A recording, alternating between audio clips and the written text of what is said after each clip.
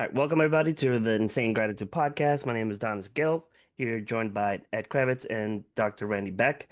Today we're going to talk about one of the important topics, especially close and dear to me, which is early detection for Alzheimer's.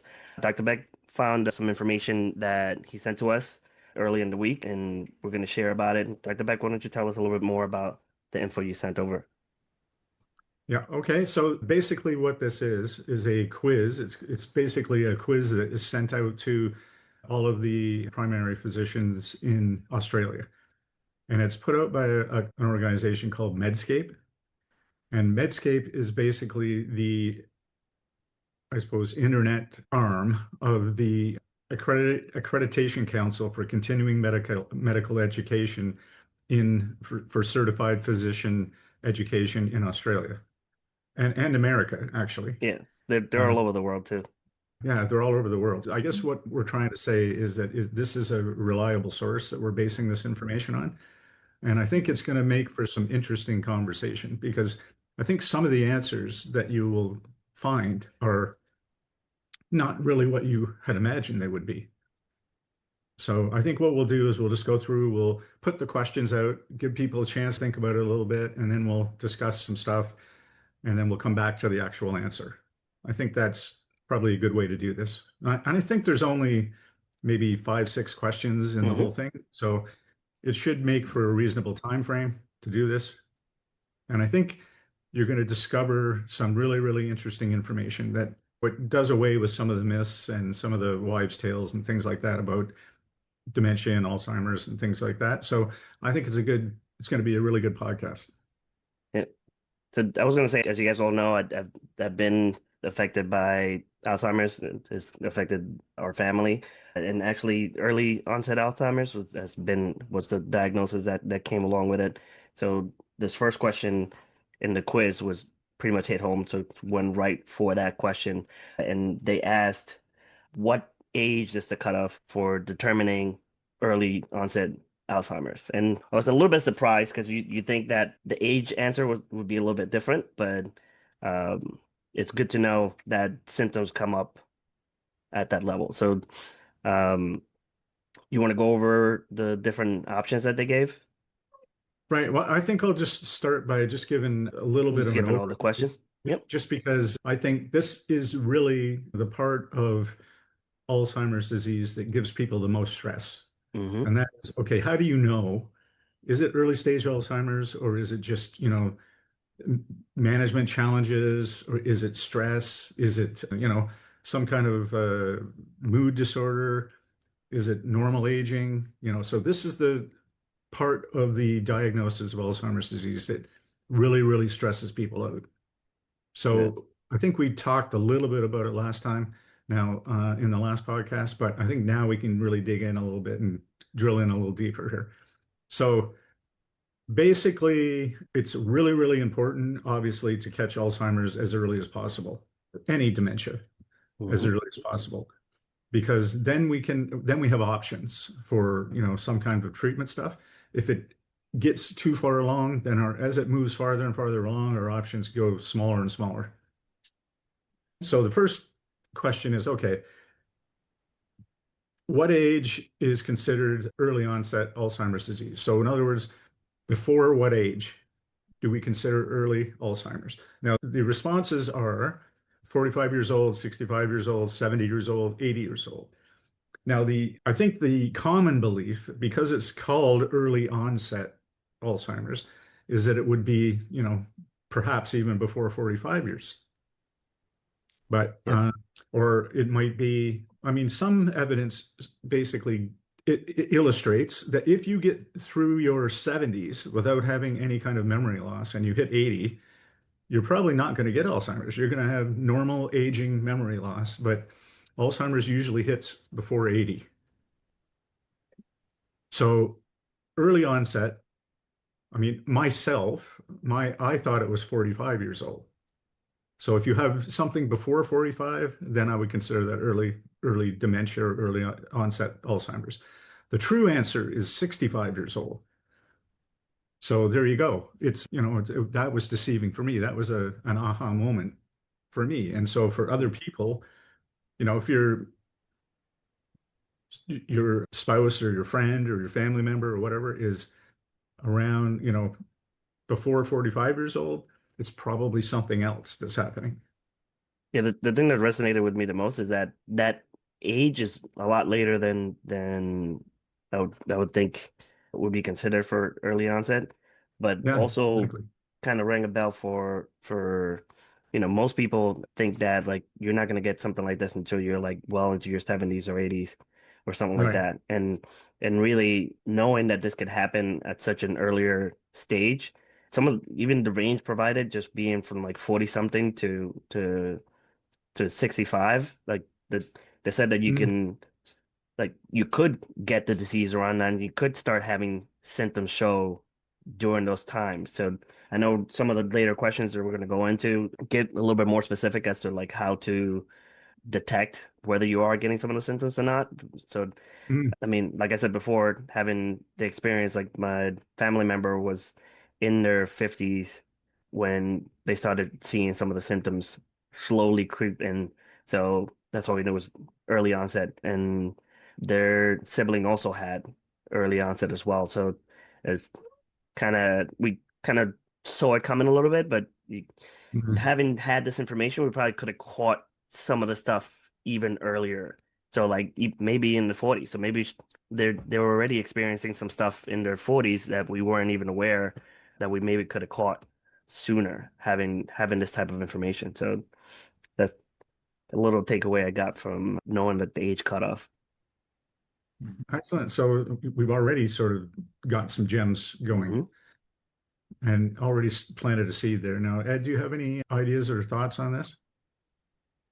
No, I just think it's interesting because my family member who was 55 when they got early onset dementia, and they didn't know if they had Alzheimer's or Mm, another type of dementia. So, and I hear after I tell the story, I hear other people say, "Oh, my family member had dementia around the same time or earlier." So it's more prevalent than I think people realize. I just think people are afraid to tell their story, which I hope we could inspire more people to tell their story. So the next Hmm. question is, which of these screening assessments is best known for use in early stage dementia? Now, a lot of people obviously won't know what these are, but we're going to go through them and hopefully if you have someone, a loved one or whatever, you take them to your doctor and they haven't used this test, maybe that's one you can suggest to them. So what I would do is right now go get a pencil and paper and let's write this stuff down so that if you do need to know what it is later, uh, you'll have it written down. You Okay? can always come back and watch the episode again too. So Yes, if you can just go back and watch the episode again. I was just going to say that. yeah. So we're on the same page, Donis. Hmm. Excellent. Okay, so the first test that they've listed is called the Quick Dementia Rating System. So it's QRDS, Quick Dementia Rating System. The next one is called the Amsterdam Instrumental Activities of Daily Living Questionnaire, A-IADL-Q. The next one is Functional Assessment Screening Tool. Now, all of these are real testing tools.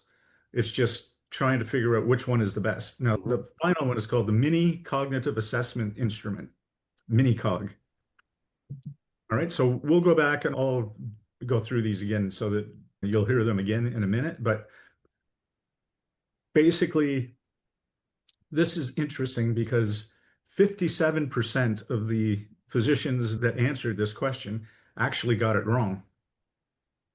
Okay, because they put mini cognitive assessment, the mini cog, and the actual answer is the Amsterdam Instrumental Activities of Daily Living Questionnaire. So this is very important because your physician may think that it's the mini cognitive assessment, just like 57% of other Hmm. physicians thought, when in reality, it's the Amsterdam Instrumental Activities of Daily Living Questionnaire. So that this is really good information to know.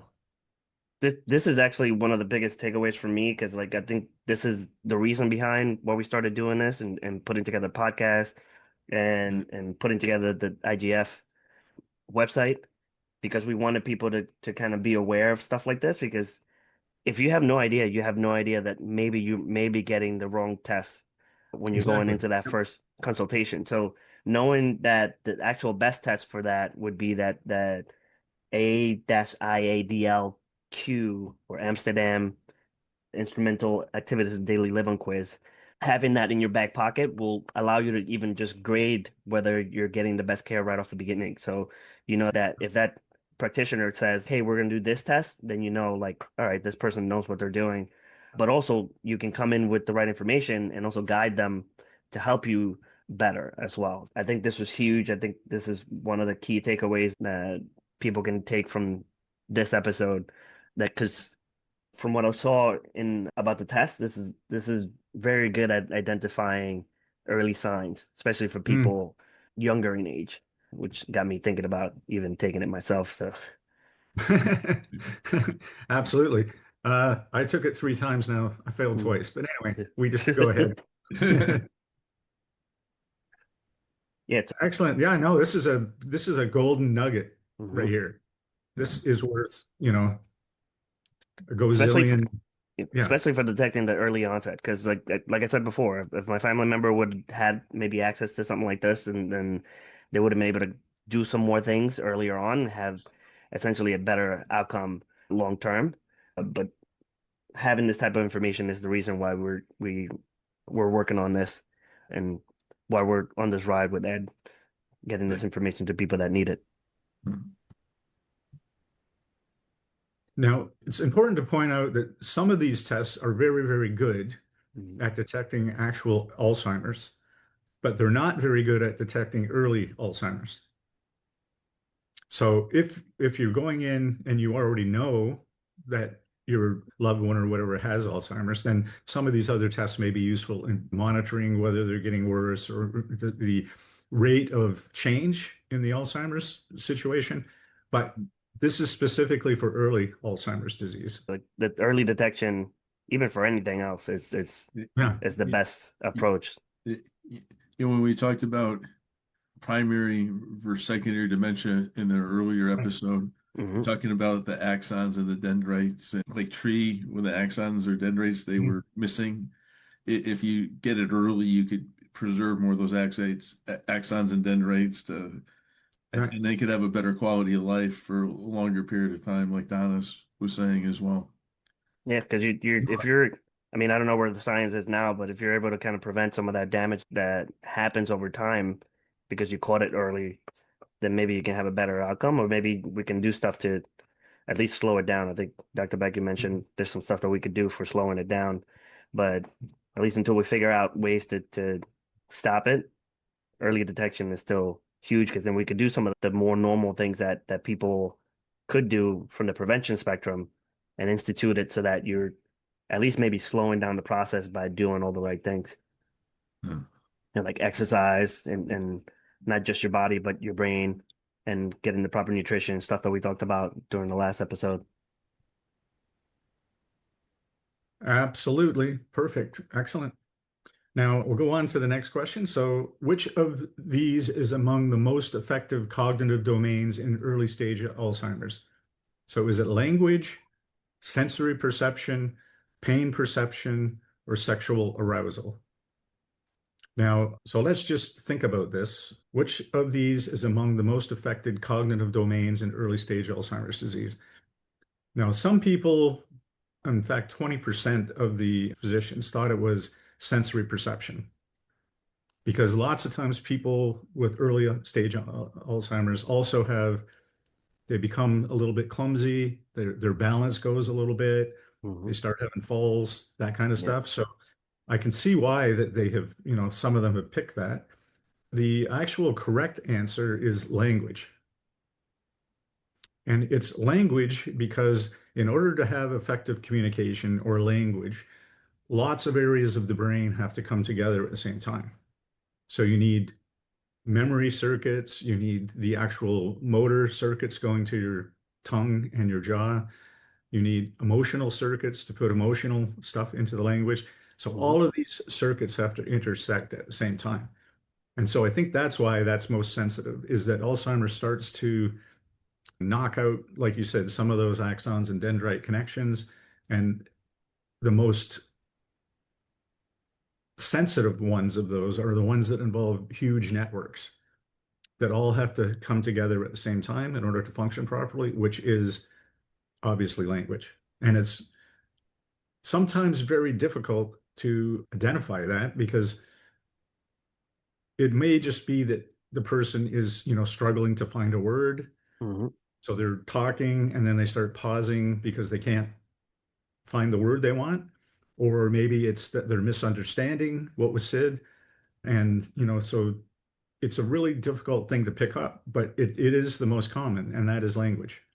Now, pain perception was the least reported, although some people with Alzheimer's will present with pain, depending on what part of their brain has been affected the most. Okay. I was going to say one of the things that they mentioned in the explanation that executive function is a key factor too Yeah, for early detection. Something like the ability to plan and organize things and even remembering things that you used to know well, like procedural things. So maybe your memory, like your simple memory is good, but long-term procedural things start to slip away where you like things that you're used to doing in a process are now right. kind of foggy or not as clear as they used to be, which to me, that would be more of a clear sign because stuff that we typically have built into a procedure we automatically do. Mhm. So having loss of some of the things that we automatically do, it's a sign of something not being right because that should be something that should just come automatic, just not to repeat the Yeah. word. But I wanted to bring that up because there's one of the signs that came up, my family member, they kept Right. forgetting stuff that they knew how to do as part of their job.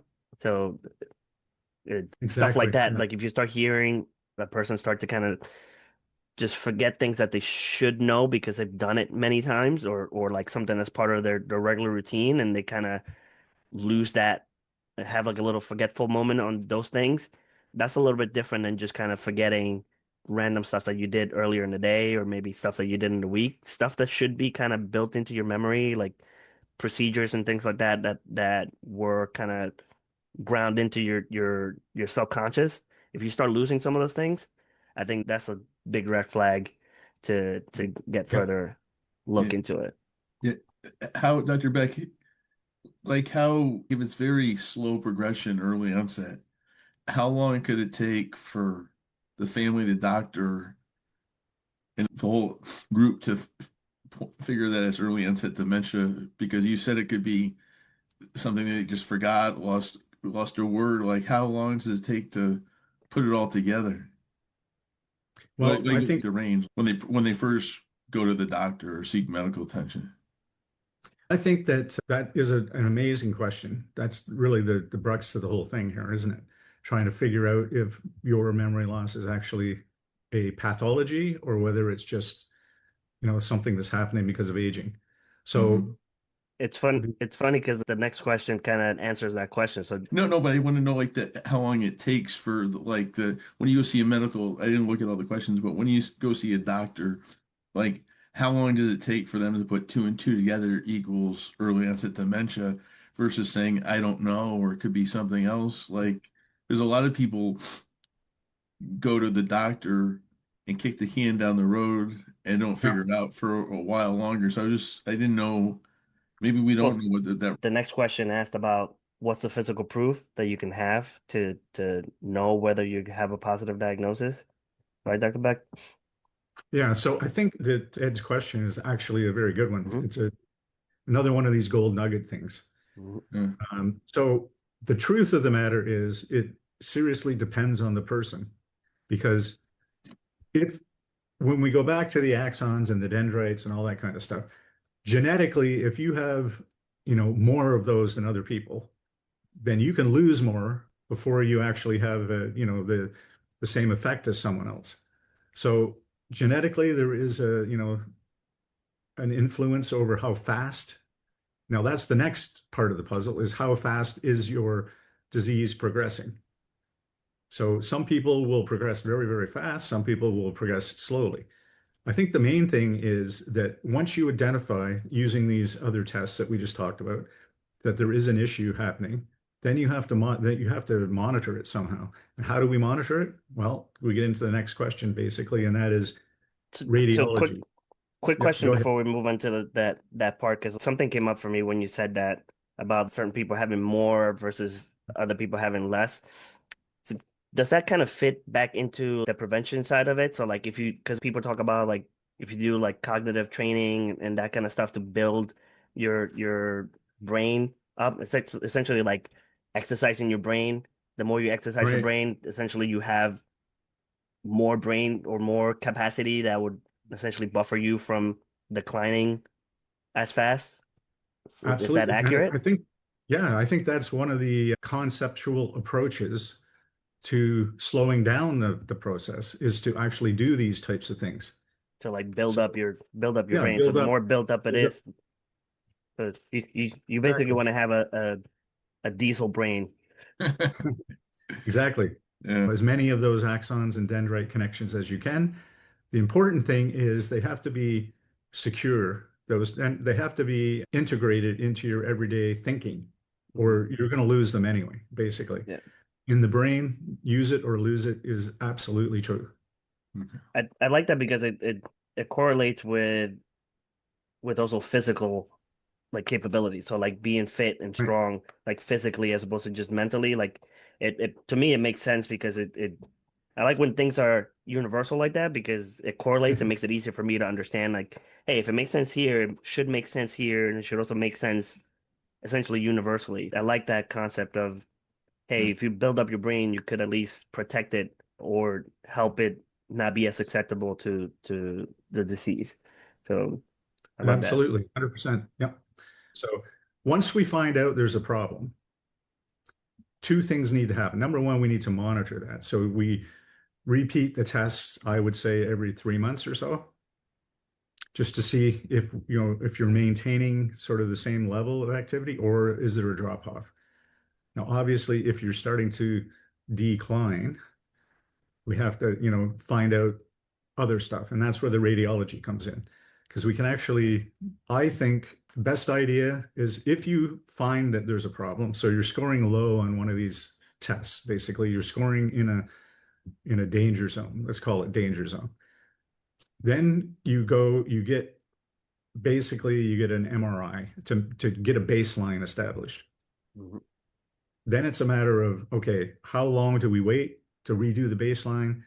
That depends on how you score on these tests. If you're declining on the test, then maybe we do an MRI, an MRI more frequently just to monitor to see. Now, if you're going to do that, which part of the brain are we going to look at? And that's what this question is about. Which radiological finding best correlates early onset Alzheimer's disease? Is it the medial temporal lobe of the brain? Is it the frontal lobe of the brain?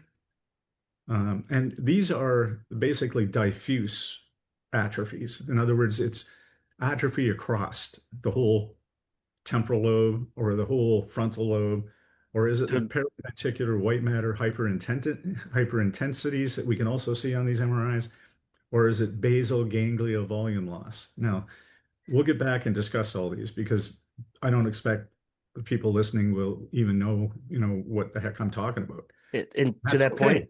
to that point, I wanted to also clarify for people just even the word atrophy.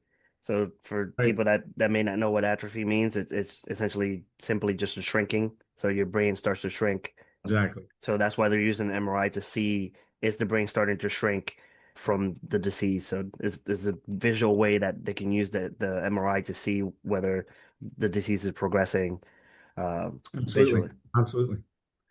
Now, this is an interesting thing because medial temporal lobe is kind of in here in the brain, and the medial temporal lobe is involved in pretty much memory production. So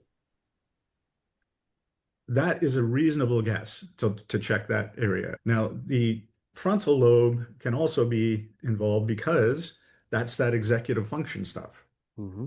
Is that frontal lobe, the frontal cortex. And it's interesting because the physicians that answered this, 33% said the temporal lobe, 33% said the frontal lobe. So there was a fairly chunky, reasonable split there. And then 21% said periventricular white matter hypersensitivities. And the reason they said that is because remember back in the last episode, we talked about these plaques that build up Yep. because of, in people with Alzheimer's, these plaques build up because the breakdown of the microtubules. On an MRI, they look like hyperintensities, these white hyperintensities. So that's why that one was so popular, is that some of these physicians knew, okay, if we do an MRI and we see these hyperintensities, we have to start thinking about these plaques that have built up. The problem is these hyperintensities can be caused by other things. So it's not specific to Alzheimer's. So that's why that's kind of a misnomer on there. Now, basal ganglia volume loss is more to do with stuff like Parkinson's disease or movement disorders. However, we just talked about one of the things that can happen in early onset Alzheimer's is movement disorders. So that's another reason why this got such a high degree of response from these physicians. Now, the correct answer, obviously, is the medial temporal lobe atrophy, because that is really the part in the brain that specifically deals with memory. Mhm. So Like that's more, the part. is Yeah. that So medial temporal lobe is more to do with short-term memory loss than long-term. And so again, that's why with Alzheimer's, usually the first thing that goes is the short-term memory. short term? Yep. And eventually the long-term memory will go too. But it starts off with, what time did we agreed on a time to meet today, but I forgot what time it was. What time was that again? Or, I can't remember the combination of my phone, or I can't Yeah. remember, this is something that you've used many, many times in the last few days. Yeah. And Or use how suddenly, to use a computer or something like that too. yeah, exactly. You can't remember the password, or suddenly can't remember how to type a word, or, something like that you've typed many times before. Yeah, the thing that I found the weirdest was that when when we were going through that whole experience that they were able to remember so many details from like long-term memory stuff, like Yeah, tell stories about like very detailed stories about things that happened in the past, but had some trouble with like day-to-day information stuff, which can also be a little bit of a trap for people because of like why can they remember so many details from before? Maybe it's not a memory thing, maybe it's something else. So like knowing that something like this could affect more of like the short-term memory versus long-term memory is good to know because it could be confusing for family members or caregivers that don't know or don't understand the disease. absolutely. Absolutely. See, and we're starting to understand a little bit more about how memory works Mhm. inside the brain. And so you can see how these sort of wives' tales start.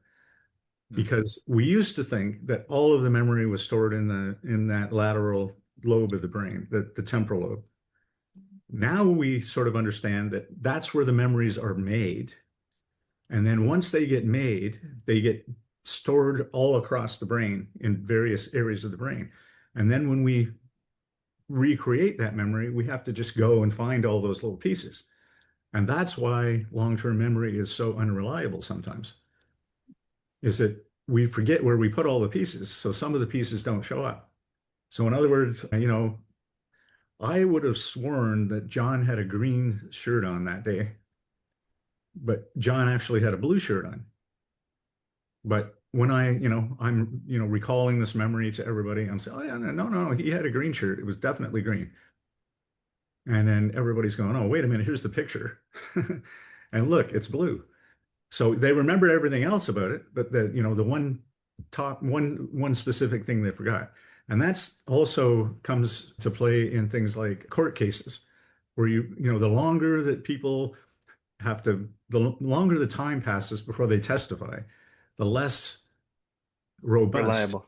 yeah, the less reliability you can put on that memory. So isn't that interesting? Yeah.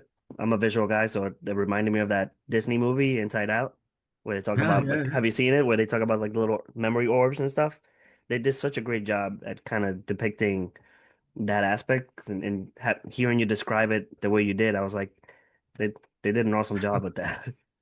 Yeah. And so I suppose that is one of the biggest beneficial things of delaying the progress of Alzheimer's or dementia is because we're learning so much more, almost on a daily basis now about how the brain actually works. So if we delay that process long enough, maybe some new treatments will become available, maybe some new, um, drugs will become available, whatever. And then we Especially can maybe help these people. especially with the advent of AI and some of the findings they're talking about, they want to start using that for new discoveries. So I'm excited for that coming up, and hopefully we get to cover some of that information on here too as things come up. Now, I think we had that actually as one of the topics, didn't we? Yep. Was AI Yep. involvement in dementia. I think so. So I'm looking Yeah. forward to that when we get on that. Yeah, so that's going to be awesome. All right, Ed, do you have anything you want to add to this? I just think it's amazing because depending on what area affects the brain and what sequence it could mimic, like the temporal lobe, it could mimic the frontal lobe sometimes depending on certain aspects. But if you take a deep dive and you figure out what's affecting the patient or your family member, and I think like if you have a headache, when you treat headaches or figure out what type of headaches, you can put a diary.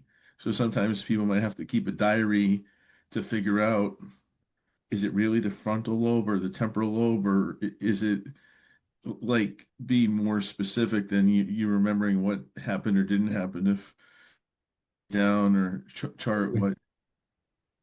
That's such a great idea, and I think, like Dr. Beck said, like you're even for us, like people who are healthy or have healthy brains will have difficulty long term remembering things, especially as a caregiver, trying to keep track of all the information you're putting together. Obviously, for us on the website, we want to make as many resources available, but having a diary that you can kind of keep track of the process and all the information that you're collecting would be a great asset for people to have. It's similar to like when Dr. Beck assesses headaches, right? You have people create a diary, right? Dr. Beck, when they have symptoms. Exactly. Yeah. So you can tell what type of headache it is based on the diary and what happens. So I feel like sometimes that's the simplest approach, but people forget the simplest approach and they. Right. Exactly. And I think it's also a great way to help assess the progression because the person affected may be able to kind of express themselves better in the written form, and you can kind of see the progression of the disease. So it's a good way to track, similar to like using the imaging to track progression as well. uh, Absolutely. And now that we have, all these internet tools and everything, you can even have people speaking, Hmm. and that will sort of write the diary for them. They don't actually have to write. Yeah, And correct. what you look for in those cases is not a change in the writing, obviously, because the Yeah. computer's doing it, but you look for a change in the composition of the actual statements. So what words are they using? Are they using the same quality of words they were using before? Are they putting the verbs in the right places? All that kind of stuff. So those can be very useful. they could speak into AI and then AI could translate it to the exact words that they're saying. And I mean, I was gonna say that it may be a little bit of a thing because AI might mask some of the symptoms because Okay. AI may clean it up, but we can also go into a place where AI can just be the thing that helps discover any early symptoms because it's so good at detecting patterns. So if it detects a pattern of like, hey, you're starting to kind of either mess up some of your words, the AI might be able to detect that earlier than the person that themselves may be able to detect it because it's so good at like pattern recognition. uh, So that's like the stuff I'm excited about potentially in the future. so they could have an AI app that could detect memory cognition loss based on. That's pretty cool. It's an idea. Yeah, absolutely. And Absolutely. So I'll just go back and we'll just wrap up this radiology stuff. So basically, you want to get an MRI once you have found that you're in a danger zone on one of these tests, preferably the one that we recommended for the early Alzheimer's. And once you have that result that you are sort of in a danger zone, get an MRI and check to make sure that medial temporal, like that we'll focus on the medial temporal lobe and then maybe keep doing the tests. And if you start reducing, in other words, if you keep diminishing on the test, then we have to say, okay, when would it be reasonable to do another MRI? 6 months, a year? So that's something to work out with your medical doctor or your radiologist, whoever is doing this, whoever's responsible. Now, maybe that's something that we should look up for another episode is, okay, if you are in this, what is the recommendation for when you should get another MRI? And that way, I was going to say, I think the next question actually covers that. oh, excellent. Excellent. I haven't looked at the next question yet. But it's funny because we keep transitioning properly to the next topic. So that final question, I think, covers the frequency of how long. You are exactly right. Yes, you're exactly right. So we'll move right into the next question. Actually, I'm just going to go back and talk about the basal ganglia for a minute, just because basal ganglia, basically, we used to think the basal ganglia was only involved in movement stuff. Okay, so it's one of the things that's involved in Parkinson's disease. So the basal ganglia is a bunch of groups of neurons deep inside the brain. And we used to think that when some of those little nuclei didn't function right, they didn't produce enough dopamine. And when you don't produce enough dopamine, that's when you get Parkinson's, basically, in these little nuclei that are in the basal ganglia. So we used to think that the basal ganglia was involved strictly in motion, in movement stuff. Now we know the basal ganglia is involved in putting anything basically in the right order, or telling the brain, this is what you need to focus on now. This is what you need. So if you're going to move, it will tell the thalamus to let information into the brain that you need to move. However, it's also involved in things like emotional development. It's also involved in forming memories and stuff like that. So that basal ganglia is involved in a lot of stuff that we didn't realize. So that's why when you look at dementia, eventually, when it starts to get to the point where enough of the brain is gone, those areas of that the basal ganglia projects to will also be affected. And that's why you get emotional degeneration in dementia. That's why you get memory. Memory is the first thing that goes. But you also get other things happening. You get, loss of emotional understanding. You also get, loss of vital function control, all that stuff. So again, back to the experience side of it, having to deal with the person getting angry about little things that you can't control because their emotions are so reactive once they start getting later into that process too. So understanding that, especially again as a caregiver or family member, being able to kind of prepare yourself for that situation early on because you know that is coming can be immensely helpful. Because if you get hit with that without even knowing, it's can be intense. Absolutely, absolutely. So we'll move on to the next question because I know Hmm. everyone's dying to hear. So if you do have a family member and they did have an MRI, and when should they have the next one, basically? So the question is, how often should disease progression be assessed in patients with early onset Alzheimer's disease? So you've been assessed. They have come up with the diagnosis that, yes, you probably have early onset. We've taken an MRI. We've looked at, the various areas of the brain. Now we want to know, okay, when should we do the next? We should continue to redo those tests to see if there's a continuous decline. If there isn't a decline, they're basically saying, all right, should we do it every 3 months? Should we do it every 6 to 12 months? Should we do it every 2 years? Should we do it every 3 to 4 years? Now, interestingly, none of the physicians said 3 to 4 years. So that's too long. And everybody agrees on that. Okay, now 6% said 2 years. So you don't want to go to one of those that thought it was 2 years, okay? Because again, that's too long. Now, 16% said every 3 months, and basically that's too often. So 78% said every 6 to 12 months, which is so 6 months if you're continuing to decline, 12 months if you're maintaining on those tests is basically the standard golden rule. And that makes sense because again, from our history, at 3 to 4 years, like we saw tons of change in that time period. So Yes, that's exactly. way too long to go in between before getting checked. So 6 to 12 definitely, at least for our case, fit as a good cadence to kind of keep an eye on progression and stuff. Now, if you're declining rapidly in those tests, maybe every Yeah, 3 months is. yeah, So it all, it depends on actually the rate of deterioration that's happening in the person. And that has a lot of factors, which is one of the things we'll get into in another podcast. What are the yeah. things that affect the progression? What are the things that affect, how fast someone goes down? That's great. I was gonna say that basically the key takeaway is if you're dealing with a provider and stuff, you should at least be seen on a cadence of 6 to 12 months at the very least. Absolutely. So if you're taking notes, like Dr. Beck said earlier, 6 to 12 months is the window that you want to make sure that you keep it so that you're getting regular checkups and you're making sure that either things are stabilizing or you're catching things before they get too worse. So Absolutely. Yeah.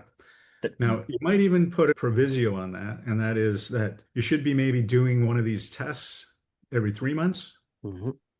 just to see if there's a decline or a deterioration. If you're So maintaining, so quick question. Are you talking about the MRI test or yeah, the yeah, questionnaire test? Yes. yeah, questionnaire That's what test. I was thinking. And you don't have to go, I don't think you have to Yeah. go to a doctor for that. You can just download it and just, Yeah.